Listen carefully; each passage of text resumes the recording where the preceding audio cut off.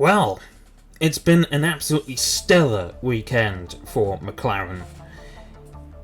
They have looked strong all year. Maybe not so strong in Canada last time out, but this time in Austria, they were completely unstoppable. Literally, nothing could stop them. Not even Ferrari.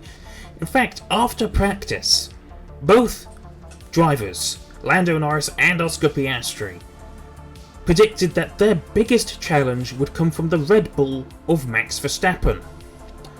And guess who happened to get knocked out of the Grand Prix at turn 3 of the very first lap?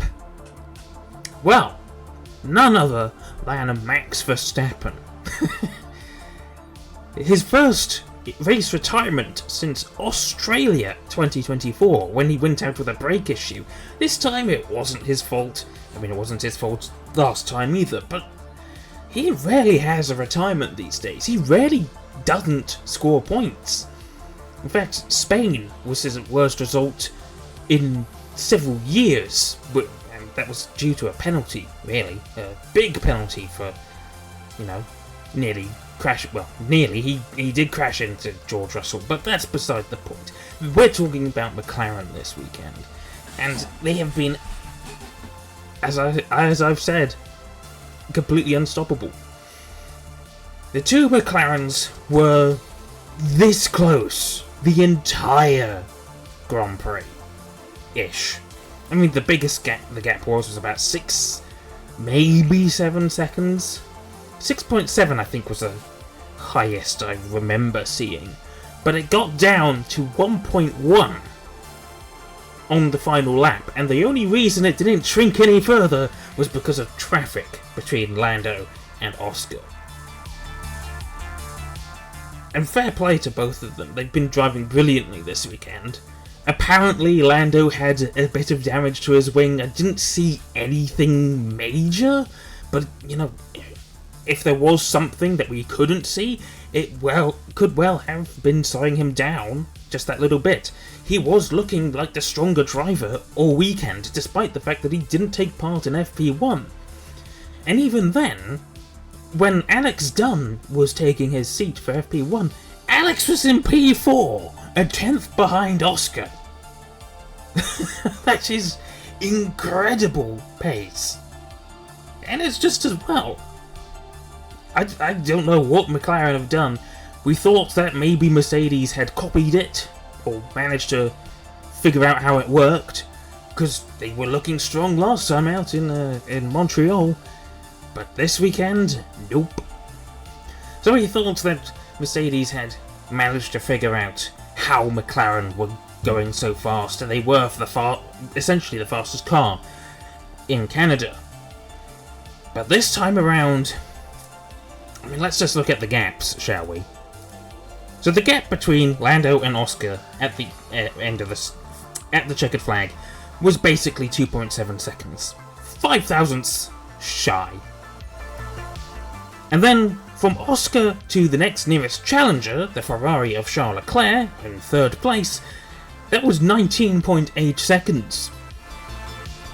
Then there was another 11 or so seconds to the fourth placed Ferrari of Lewis Hamilton. And then, after Hamilton, it's another 33 seconds to the next nearest challenger, the Mercedes W16 of George Russell. That is shocking pace. Now, we know, right, that the Mercedes tends to go better in cooler temperatures. I mean, look at Las Vegas 2024. Completely unstoppable. And that track was essentially ice cold. I reckon this year they're going to do well there again. We could see Antonelli winning for all we know, but that's several months away.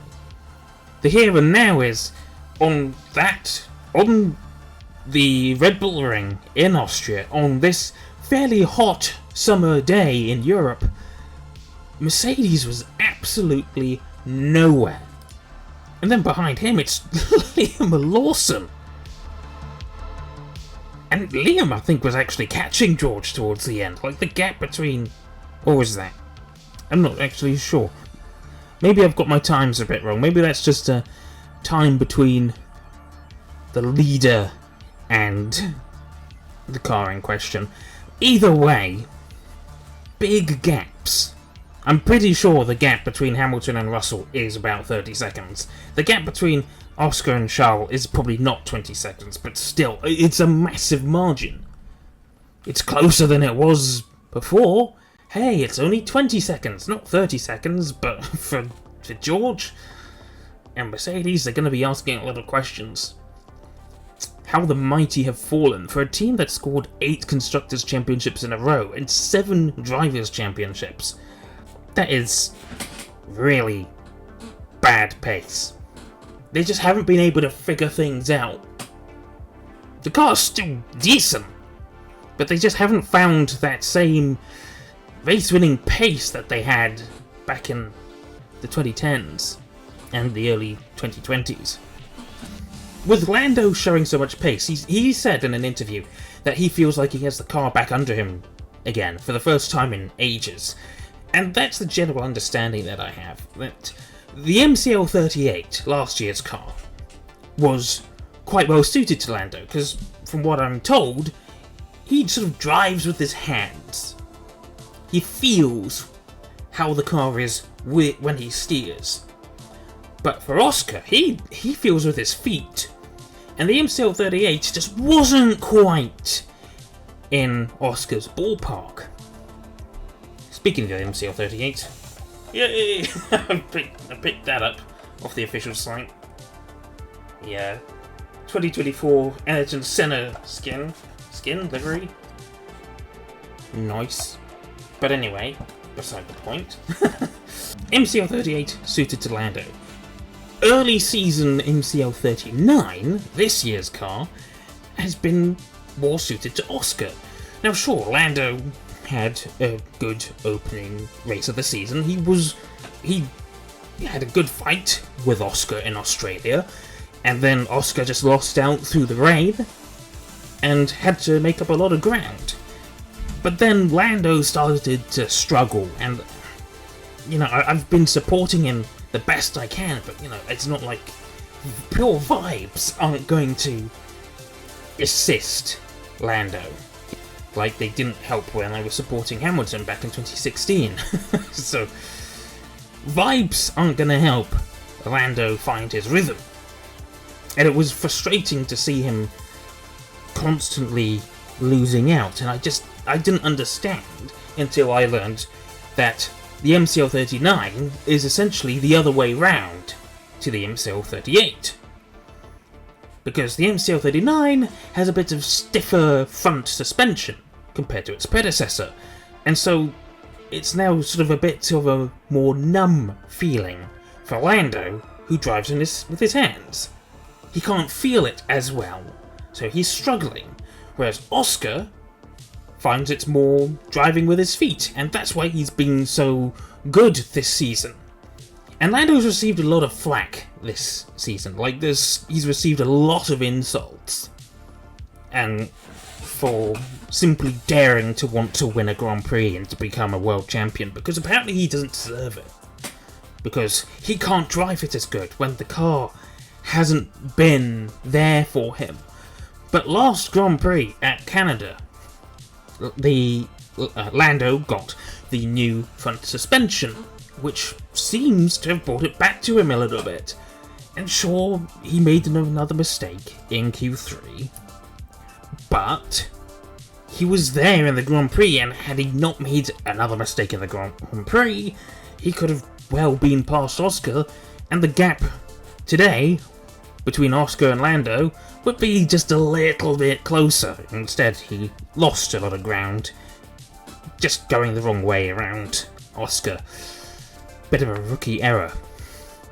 Now Lando has to keep this momentum going. Next Grand Prix out is his home Grand Prix, the British Grand Prix in Silverstone. He has to win that. He has to dominate Oscar, and he is going to go into it feeling quite good about himself. Last year I think it was Mercedes that got on pole ahead of McLaren. This year I'm pretty sure it's going to be McLaren on pole.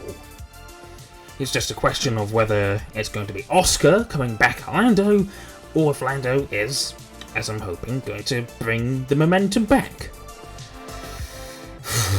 It's gonna be a tense one to watch.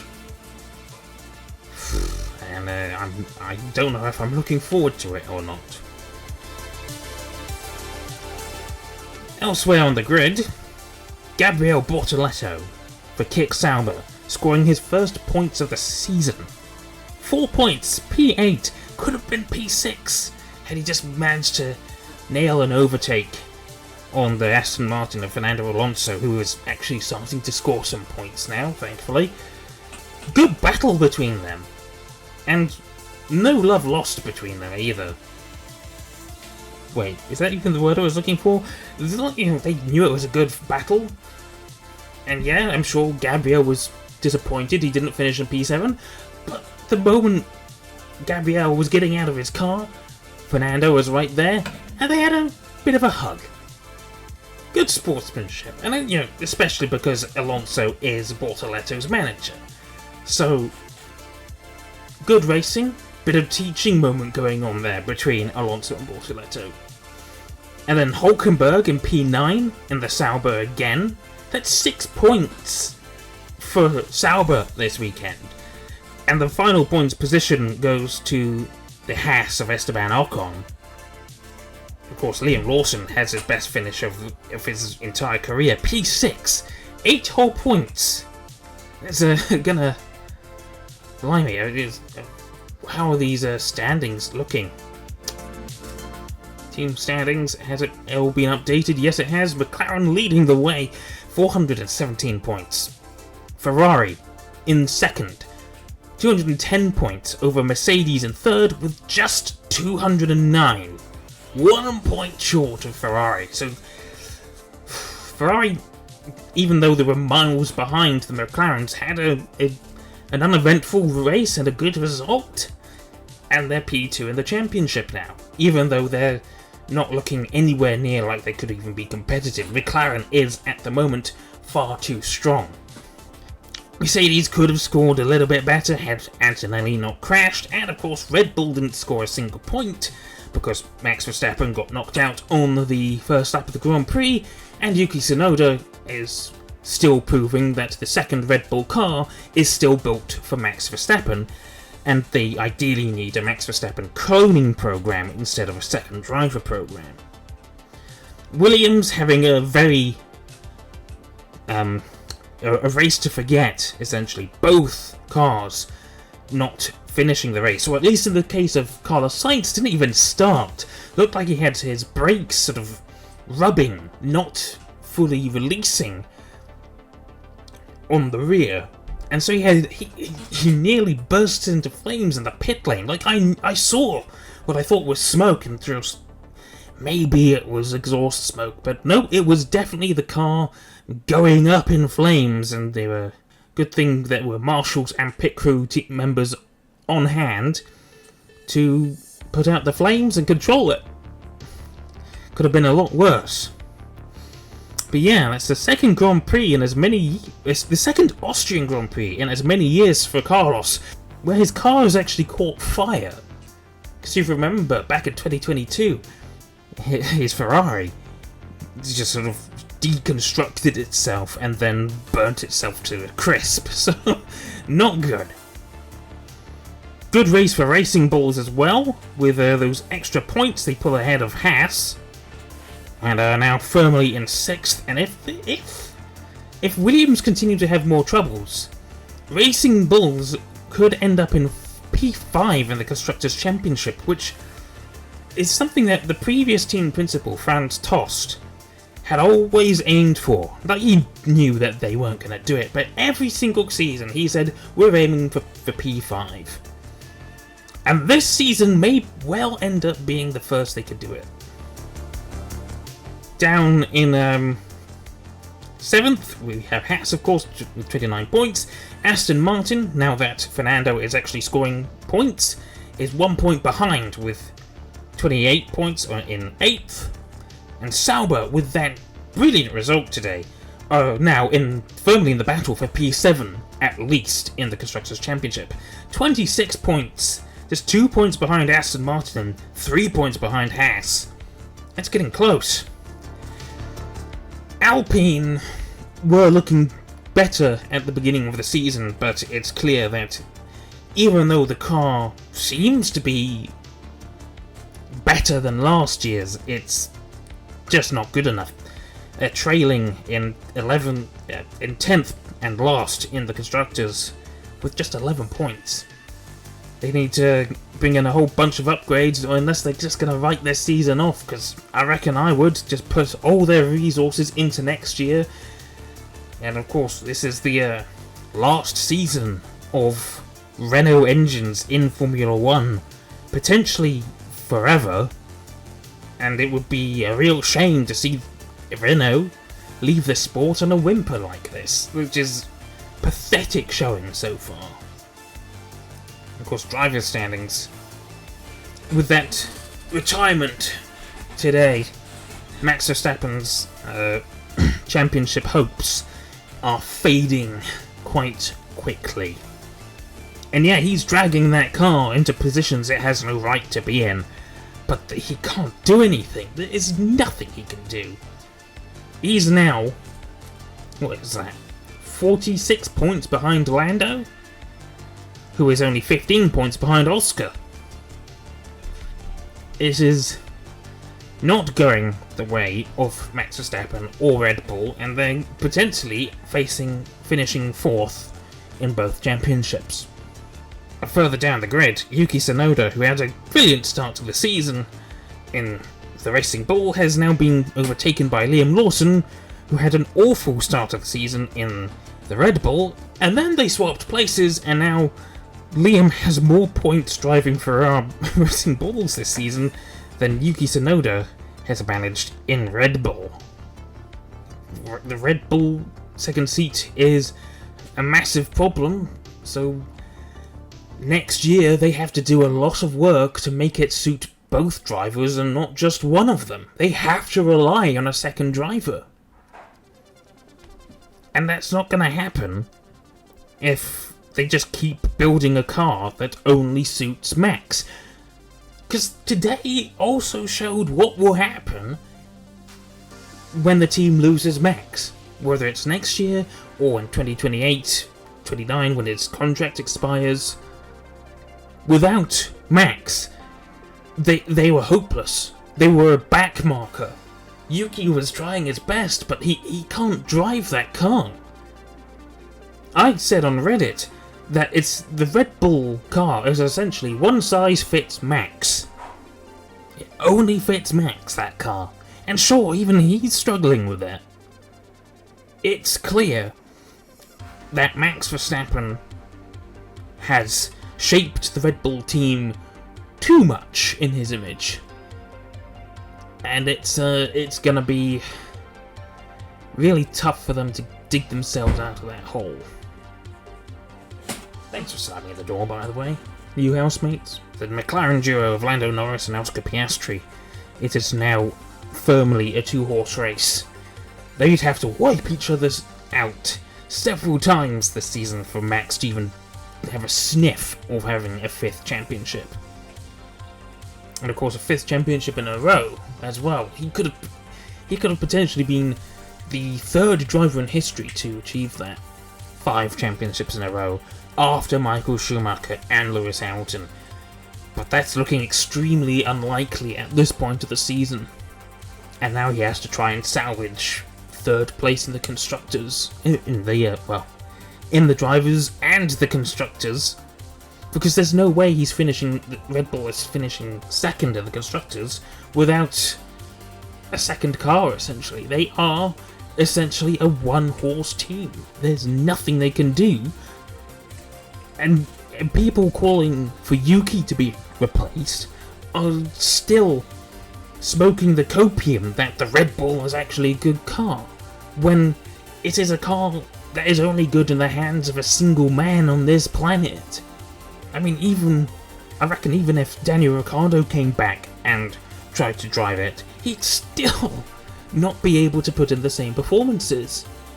Even if you put Hamilton in it, even if you put Oscar Piastri in it, it's not going to work for them. I'm sure of it. Red Bull have a massive problem. And it's a problem as it's holding them back so much that McLaren are running away. And you know, it's great to see McLaren doing so well. It was not that long ago when we were just sighing in front of our screens, just watching McLaren having awful race after awful race. Like the McLaren Honda days, the renewed McLaren Honda days between 2015 and 17.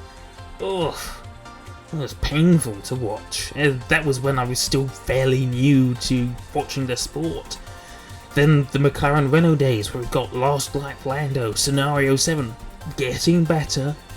Then 2021, where we saw the team score its first victory in 9 years, and then fell off after that. And of course Lando had his first bottle. And then 2022, where they were just sort of nowhere. In 2023, where they acknowledged they started the season with the wrong aero concept, and they were miles off the pace. And then they fixed the car, and it was second fastest on the field. And then they had the sort of lackluster start to last year as well, where they sort of finished 6th and 8th at the first Grand Prix of the season, which, you know, is still a massive improvement over where they had started the previous 2 seasons in 22 and 23. It was a relief to see them finish in a mediocre position. So, to see them dominating the sport is really quite surprising. I can't believe just how fast they are, especially in the final year of the championship, of this current regulation, rather. I mean, everyone else, except for Ferrari, decided to keep their last year's car, essentially. And now, McLaren just running away with it. They are 207 points clear of Ferrari in second place. They're untouchable this season. I mean, even with the occasional bogey race like they had last time out, they still had decent pace. They were going to score some good points, and then Lando bottled it a little bit. I just hope Lando doesn't bottle things again. He has to keep the momentum going, and I'm supporting him. It's the best, it's all I can do, to support him and hope he doesn't bottle it. Last lap Lando, Scenario 7. Come on, Lando. You can do it. Thank you for watching, everyone. I'm actually going on holiday tomorrow, so I will be unable to make any videos for a week or so. So I've still got some videos scheduled to upload, but yeah, taking a little bit of a break. So yeah, until next time, thank you for watching, and good night.